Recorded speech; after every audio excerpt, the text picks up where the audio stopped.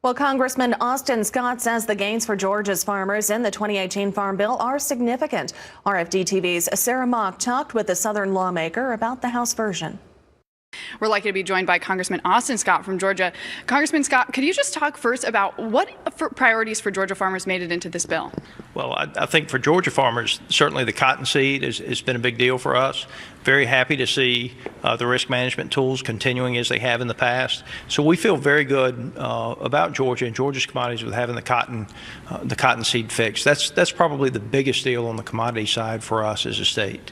Georgia has a number of diverse crops, but one of them is also peanuts. Could you talk a little bit about the peanut program that made it into the bill? Well, the peanut program is as it was last year, so most of our peanut producers were satisfied with what they had, and so I don't expect any changes as we move through for peanuts this year from what we had in prior years, so they'll continue to operate as they have in the past. Now, one of the complaints we've heard from folks about 2014 was that there wasn't enough support for specialty crops. There's a number of specialty crops in Georgia. That's right. Could you talk about what might look different in 2018? Well, certainly specialty crops are becoming a much bigger part of the ag landscape throughout the United States. We have groups in Georgia now that are growing carrots. We never thought we would grow carrots in Georgia.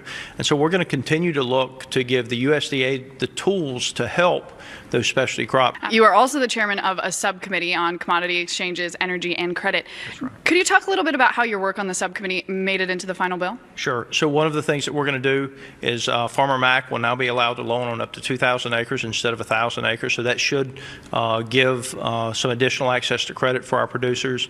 We're going to continue to work with those ag lenders to make sure that those tools are there to help those farmers acquire the assets that they need. Georgia had a challenging year in 2017 for a number of crops, just disasters. Do you think that the crop insurance parts of the Farm Bill this year are going to do enough over the next 5 years to support farmers who are still recovering from those disasters?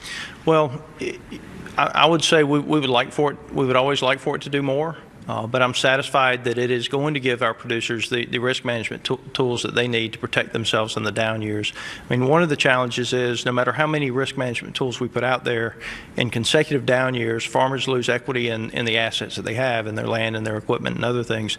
And so I feel good about the fact that we've done what we can. And we'll obviously continue to work with Sonny Perdue, Secretary of Agriculture.